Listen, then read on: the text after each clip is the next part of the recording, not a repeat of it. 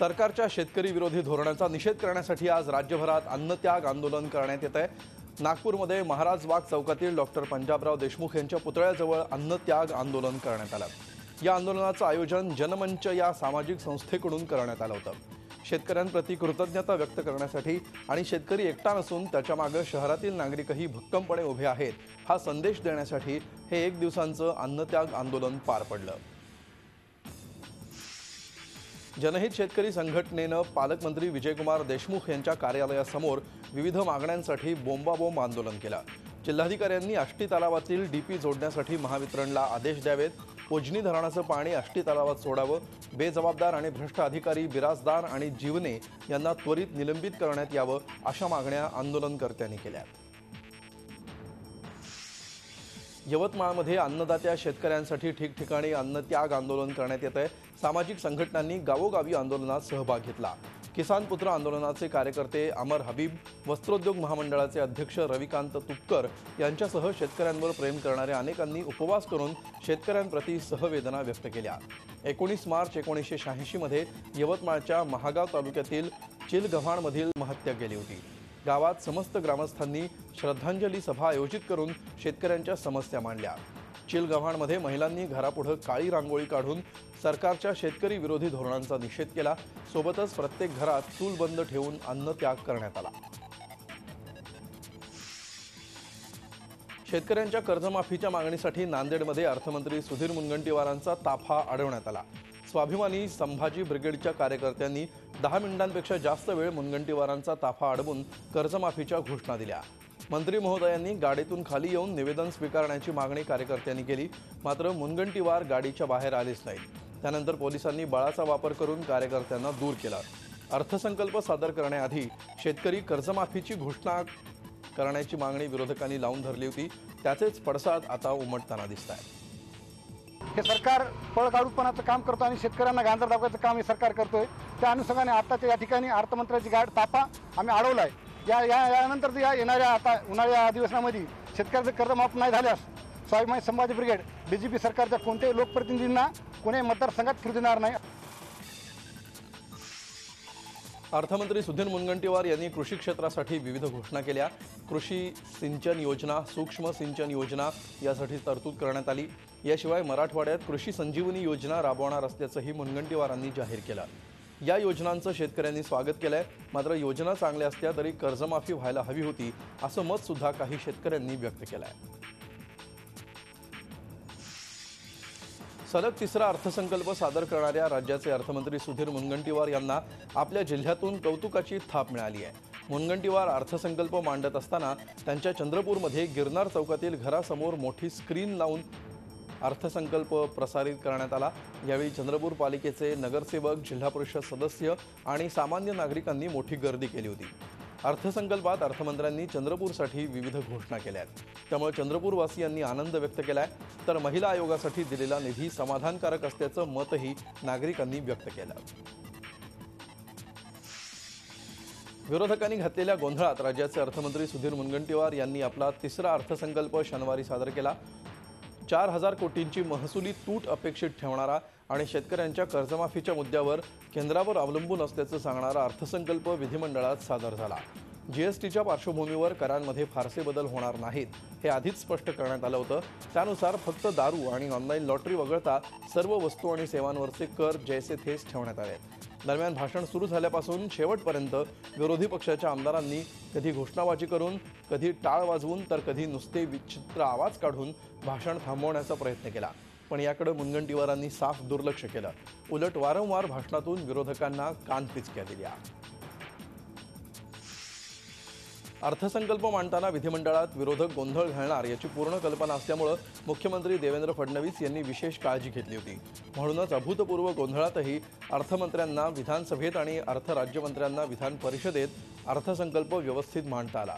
याला कारण होतं ते महत्त्वाच्या आणि मोजक्या मंत्र्यांना पुरवण्यात आलेले खास हेडफोन।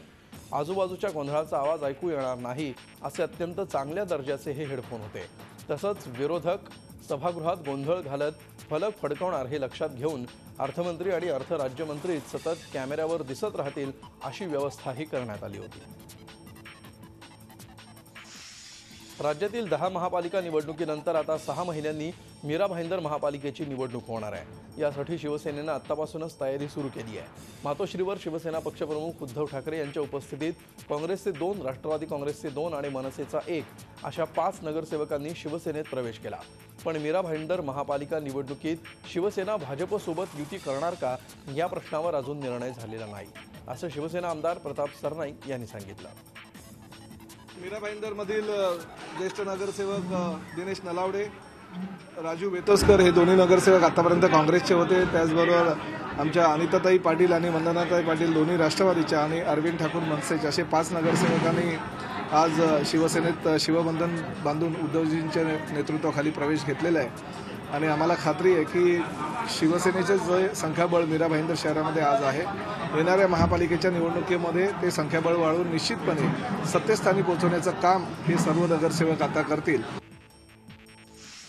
केंद्र सरकारनं शेतमालाच्या आयातीवर निर्बंध घालावेत अशी मागणी माजी केंद्रीय कृषी मंत्री शरद पवार यांनी केली आहे। देशात धान्याचं मुबलक उत्पादन होत असल्यामुळे आयातीला प्रोत्साहन देण्याऐवजी निर्यातीला सवलत देण्याची गरज त्यांनी व्यक्त केली आहे। शेतकऱ्यांना त्यांच्या घामाचा योग्य मोबदला मिळायला हवा असंही त्यांनी म्हटलं आहे। पुण्यात डाळिंब उत्पादक संघाच्या वतीनं डाळिंब परिषदेचं आयोजन करण्यात आलं। यानिमित्त पवार यांनी शेती संबंधीच्या समस्या आणि त्यावरील उपाय योजनांचा उहापोह केला। गहू आणि डाळीच्या आयातीवर कुठल्याही प्रकारचं निर्बंध न ठेवता, ड्युटी न ठेवता तिथे विचार चालू आहे किंवा काही निर्णय घेतला असेल कदाचित। मला स्वतःला असं वाटतं की ते या देशातल्या शेती आणि शेतकऱ्याच्या दृष्टीने योग्य नाही। इथं आपल्या लोकांना उत्पादन वाढवून जगात निर्यात करायला प्रोत्साहित केलं। जगाचा माल विचारण्याची गरज नाही। एक काळ होता, पण आज तो काळ नाही आहे। आपला शेतकरी इथली गरज भागू शकतो। त्यामुळं आपण ठीक आहे, आयातीला मी बंदी घाला असं म्हणत नाही, पण सवलत तर देऊ नका। शेतीमध्ये शाश्वत गुंतवणूक होणार नाही तोपर्यंत राज्य सरकार शेतकऱ्यांचं कर्ज माफ करण्यास असमर्थ आहे, असं मत भाजपचे प्रदेशाध्यक्ष रावसाहेब दानवे यांनी व्यक्त केलं आहे। लातूर जिल्ह्याच्या औसा तालुक्यात गारपिटीमुळे नुकसान झालेल्या पिकाची पाहणी करण्यासाठी दानवे आले होते। गारपिटीमुळे नुकसान झालेल्या शेतकऱ्यांना भरघोस मदत देण्याचं आश्वासन यावेळी प्रदेशाध्यक्ष दानवेंनी यावेळी दिलं। शेतकऱ्याचं कर्ज हे योग्य वेळी माफ केलंच पाहिजे, परंतु शेतीमध्ये तोपर्यंत शाश्वत गुंतवणूक होत नाही, पाण्याचे साठे वाढत नाही आणि एकदा कर्ज दिल्याच्या नंतर पुन्हा शेतकऱ्याला कर्ज मागण्याची गरज पडणार नाही, एवढी शासकीय गुंतवणूक झाल्याशिवाय सरकार पुढचं पाऊल टाकणार नाही। लवकरच ईशान्य मुंबई पूर्व उपनगरातील जनतेला एक मोठा दिलासा मिळणार आहे। गेल्या अनेक वर्ष या विभागातील रहिवाशांची विभागात पासपोर्ट कार्यालय असावं अशी मागणी होती। याबाबत किरीट सोमय्या यांनी केंद्र सरकारकडे पाठपुरावा केला होता। यावर परराष्ट्र मंत्री सुषमा स्वराज यांनी सोमय्यांना पत्र लिहून घाटकोपर पोस्ट कार्यालयात पासपोर्ट सेवा केंद्र सुरू करण्याचा निर्णय कळवला आहे। याच पार्श्वभूमीवर पासपोर्ट केंद्र सुरू करण्यासाठी आवश्यक साधनं इथं आहेत का आणि नियमावलीप्रमाणे जागा आहे का याची पाहणी सोमय्यांनी केली। एका कुटुंबातील मुलगी शिकली की संपूर्ण कुटुंब शिकतं, एका महिलेचं आरोग्य निरोगी राहिलं तर सर्व कुटुंब निरोगी राहतं असं बोललं जातं। यासाठी महिलांनी आपल्या शारीरिक स्वास्थ्याकडे नक्कीच लक्ष द्यायला हवं। सध्याच्या युगात मात्र तसं होताना दिसत नाही। महिलांनी हेल्थ कॉन्शियस व्हावं यासाठी ठाण्यात मॅरेथॉनचं आयोजन करण्यात आलं। काही सामाजिक संस्थांनी पुढाकार घेऊन हा उपक्रम राबवला। 4000 महिलांनी यात भाग घेतला। काही महिलांनी आपल्या लहान चिमुकल्यांसह म्हणजेच वॉकर बेल्टनी आपल्या पोट किंवा पाठीला या लहान मुलांना बांधून यात सहभाग घेतला। या मॅरेथॉनला अभिनेता मिलिंद सोमणनं हिरवा कंदील दाखवला। ज्येष्ठ नागरिकांचं संघटन असणाऱ्या महाराष्ट्र ज्येष्ठ नागरिक महासंघ फेस्कॉम मुंबई प्रादेशिक विभाग आयोजित 5वं द्विवार्षिक अधिवेशन आज पार पडलं। दादर माटुंगा सांस्कृतिक केंद्रात या अधिवेशनाचं आयोजन करण्यात आलं होतं। या अधिवेशनासाठी झी 24 तासचे मुख्य संपादक डॉक्टर उदय निरगुडकर प्रमुख पाहुणे म्हणून उपस्थित होते।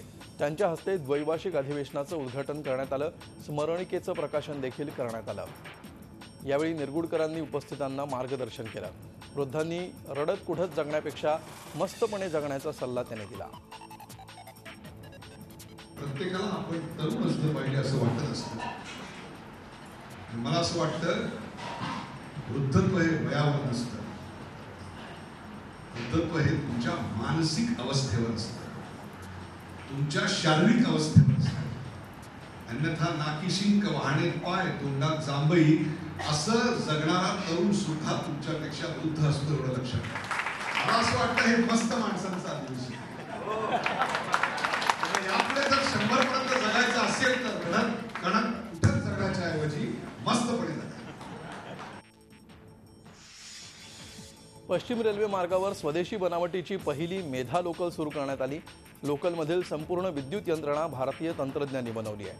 मेधा लोकल दादर ते बोरिवली धीम्या मार्गावर दुपारी 3:30 वाजता रवाना झाली. तेजस ट्रेन येत्या काही दिवसात तर उदय ट्रेन मे महिन्यामध्ये प्रवाशांच्या सेवेसाठी रेल्वेच्या ताफ्यात दाखल होईल अशी माहिती रेल्वे मंत्री सुरेश प्रभू यांनी दिली. रेल्वे संबंधीच्या विविध सोयीसुविधांचं उद्घाटन शनिवारी प्रभू यांच्या हस्ते झालं. कुर्ला पूर्वेकडील लोकमान्य टिळक टर्मिनस येथे झालेल्या कार्यक्रमात अंत्योदय एक्सप्रेसला हिरवा झेंडा दाखवण्यात आला. यानंतर व्हिडिओ कॉन्फरन्सिंगद्वारे इतर सुविधांचं उद्घाटन करण्यात आलं. मुंबईतल्या सायन रुग्णालयातले निवासी डॉक्टर संपावर गेलेत. काल रात्री मृत पेशंटच्या नातेवाईकांनी निवासी डॉक्टरला मारहाण केल्याचा निषेध म्हणून त्यांनी हे पाऊल उचललं. रेखा सिंग या रुग्णाचा मृत्यू झाल्यावर त्यांच्या नातेवाईकांनी सेवेवर असलेल्या निवासी डॉक्टरांना मारहाण केली होती.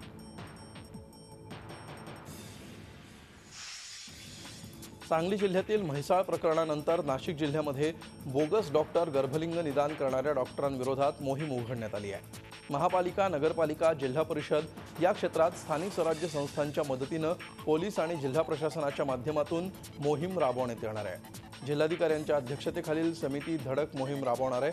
वर्षभरात 2 प्रकरणात गर्भलिंग निदान करणाऱ्या डॉक्टरांना न्यायालयानं शिक्षा सुनावली.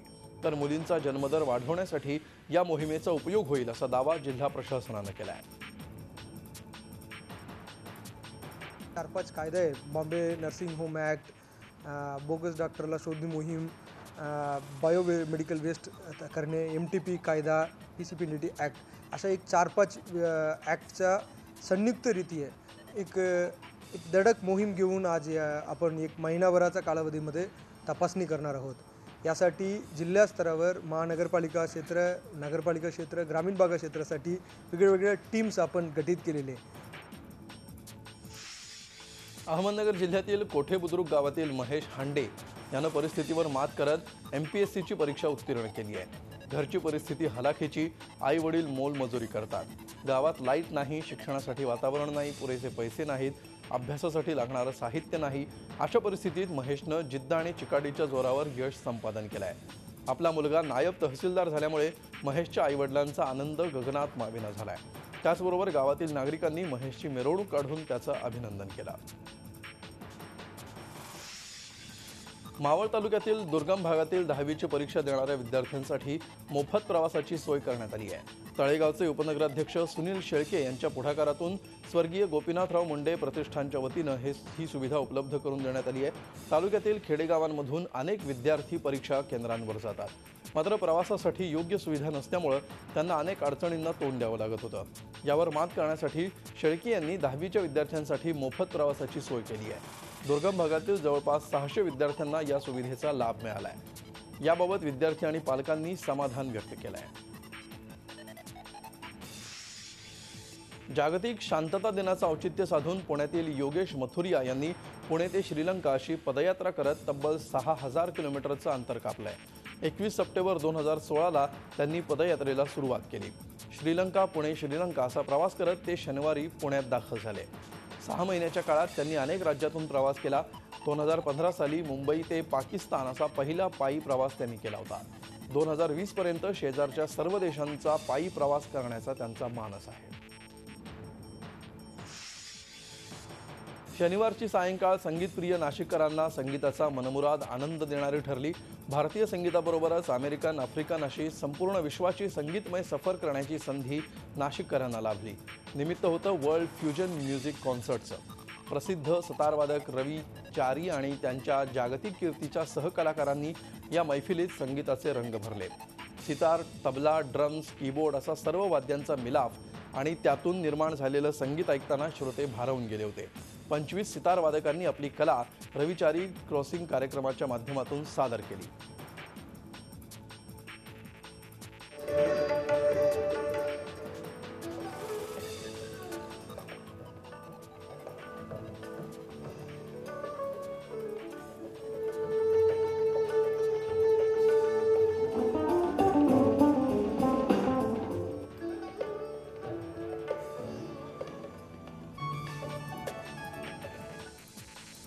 डोंबिवलीमध्ये वाहतूक नियंत्रणाचं काम करणाऱ्या महिला होमगार्ड सुनीता नारायण नंदमेहर यांना बेदम मारहाण झाल्याची घटना समोर आली आहे. गुप्ता नामक मुजोर रिक्षाचालकानं ही मारहाण केली आहे. घटनेनंतर तो फरार झालाय. रामनगर पोलीस ठाणे हद्दीत सुनीता आपलं कर्तव्य बजावत असताना गुप्ता नामक रिक्षा ड्रायव्हरला नो पार्किंगमध्ये गाडी लावू नको असं त्यांनी सांगितलं. याचा राग आल्यामुळे रिक्षाचालकानं सुनीता यांच्याशी हुज्जत घालत त्यांना मारहाण केली. पोलीस पुढील तपास करतायत. ठाण्यातील वर्तकनगर भागात एका भटक्या कुत्र्याला गाडीखाली चिरडून मारल्याची घटना सीसीटीव्हीत कैद झाली आहे. याबाबत प्राणीमित्रांकडून बेजबाबदारपणे गाडी चालवत कुत्र्याला उडवल्याची तक्रार वर्तकनगर पोलीस ठाण्यात दाखल झाली आहे. पोलिसांनी गाडी चालकाविरोधात गुन्हा दाखल केला असून सीसीटीव्ही फुटेजच्या आधारे पोलीस पुढील तपास करतायत. झी 24 तास रहा एक पाऊल पुढे.